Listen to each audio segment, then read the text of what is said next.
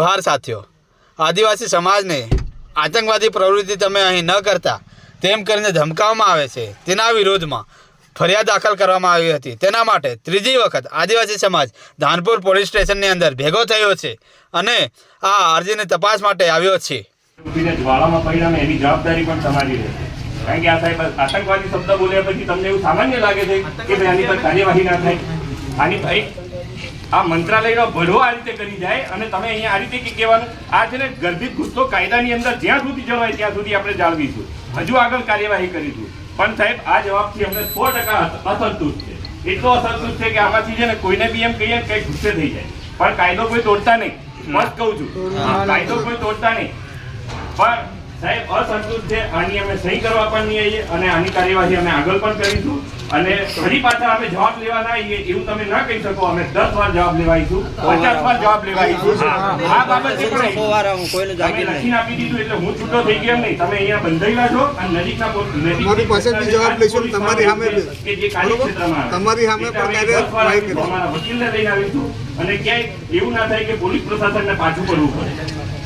કારણ કે આવો જવાબ ખાલી એમ કહી દે કે ભાઈ આતંકવાદી શબ્દ બોલ્યા છે અને બહુ હાથ જોડીને બોલે છે। અરે હાથ જોડીને ગાળ બોલે ને તો બી અપમાન છે।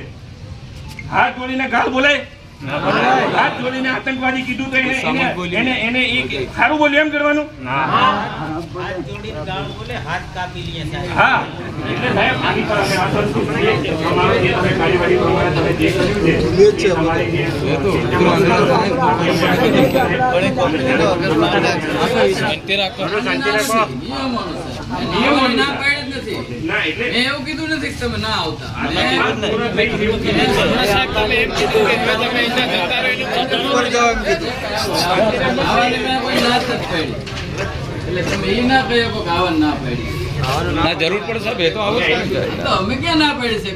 સાથીઓ, આ અરજીની તપાસ માટે આદિવાસી સમાજે જ્યારે ધાનપુર પોલીસ સ્ટેશનના પીઆઈને પૂછવામાં આવ્યું કે શું આ મંત્રીએ જે આદિવાસી સમાજને આતંકવાદી પ્રવૃત્તિ કેમ કરો છો તેમ કરીને ધમકાવ્યા હતા, શું તેમના વિરુદ્ધ ફરિયાદ દાખલ કરવામાં આવી છે એવું પૂછવામાં આવતા ત્યાંના હાજર પીઆઈ શ્રી દ્વારા આદિવાસી સમાજને એવું કહેવામાં આવ્યું કે મંત્રીએ તમને 2 હાથ જોડીને તમે આતંકવાદી પ્રવૃત્તિ અહીં ન કરતા તેવું કહ્યું હતું, તેથી આદિવાસી સમાજ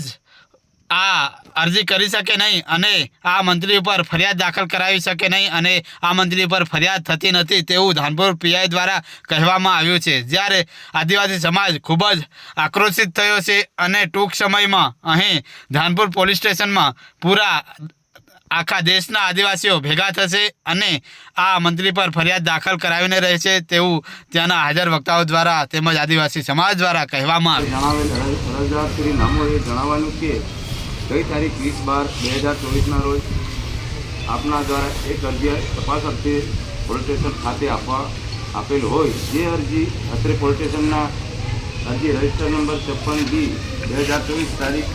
20/12/2024થી નોંધવામાં આવેલ હતી અને સદર હું અરજીમાં આપ શ્રી નાઓને જણાવેલ કે અમારા આદિવાસી સમાજના ક્રાંતિકારી ગુરુ ગોવિંદ ચોક બારિયા ચોકડી સિકેરો ખાતે આશરે 4 વર્ષ અગાઉ બારિયા ચોકડીને ગુરુ ગોવિંદ ચોક તરીકે નામાંકન કરેલ હોય અને તારીખ 20/12/2024ના રોજ ગુરુ ગોવિંદ જન્મજયંતિ હોય અને તે જગ્યાએ તારીખ 19/12/2024ના રોજ વહેલી સવારના અંદાજે 4 થી 5 દરમિયાન કોઈ અજાણ્યા યુવકો દ્વારા ગુરુ ગોવિંદ ચોક ખાતે ત્યાં પહેલેથી જ આદિવાસી સમાજ દ્વારા નામાકરણ કરેલ છે, પરંતુ ત્યાં જબરદસ્તીથી અન્ય સમાજ દ્વારા ચોરી ચૂકીથી આ ચોક ઉપર દબાણ કરી અન્ય ચોક બનાવવા માટે પ્રયત્ન કરેલ હોય, જેથી આદિવાસી સમાજને તારીખ 19/12/2024ના રોજ સવારમાં જાણ થતાં અમો આદિવાસી સમાજ ઘટના સ્થળે પહોંચતા ખબર પડેલ કે કોઈ અજાણ્યા ઉદ્યમો દ્વારા રાત્રિના સમયે દબાણ કરેલ છે, જેથી આદિવાસી સમાજ એ ચોક પર નાખી ગયેલ રેતી કપચી તથા સિમેન્ટનો માલ મટીરિયલ નાખેલ તેની સાફ સફાઈ કરતા હોય તે સમયે દેવગઢ બારિયા રૂટથી આવતા રાજ્ય સરકારના પંચાયત મંત્રી બચુભાઈ ખાબડ તારીખ 19/12/2024ના રોજ સાંજે 5 વાગ્યાના સમયે અચાનક આવી જતા સાફ સફાઈ કરતા આદિવાસી સમાજના ગણ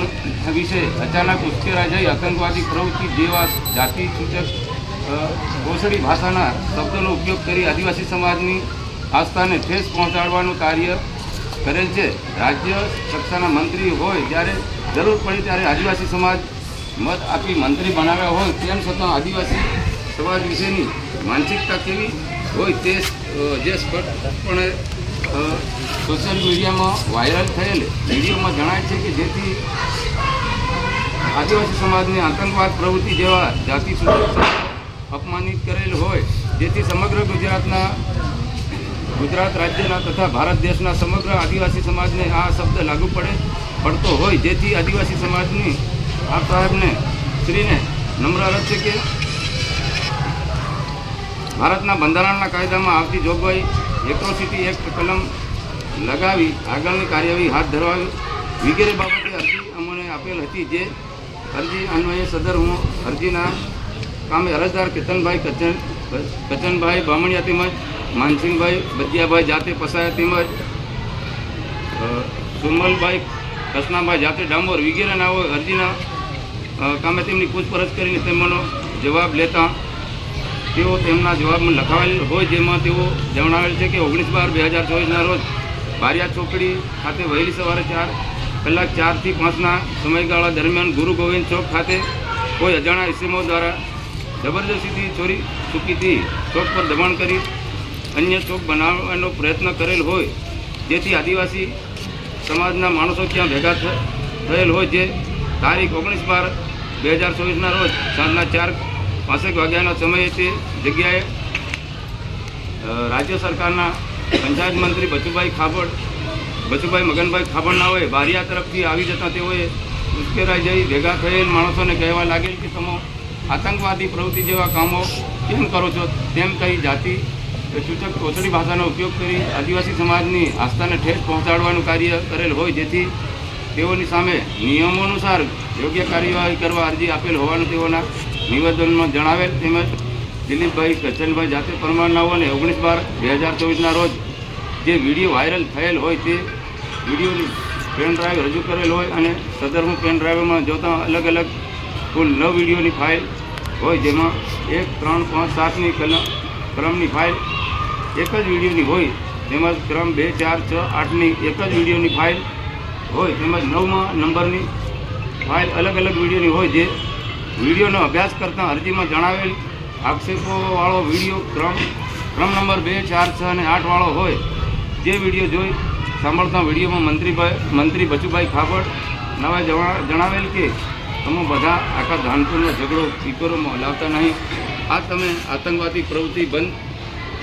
કરી દેજો. બધા પ્રેમથી તમને હાથ જોડીને કહું તમે તમારા ગામમાં જતા રહો, તમારા ગામમાં દેવી દેવતા પૂજો, મને કોઈ વાંધો નથી. બાકી મારા ગામમાં ઝઘડો કરતા નહીં, કાયદો હાથમાં લેતા નહીં તેવું બોલતા જણાય છે. આમ ઉપરના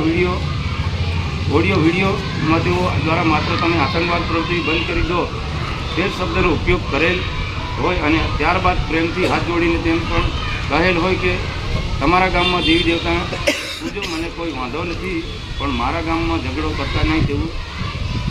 કહેલ હોય. આમ તેમના દ્વારા કોઈ વ્યક્તિને કે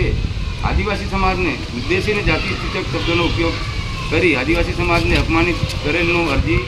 તપાસના અંતે આવતું ન હોય. આપની આ સદર હું આ અરજી ફાઇલે કરવામાં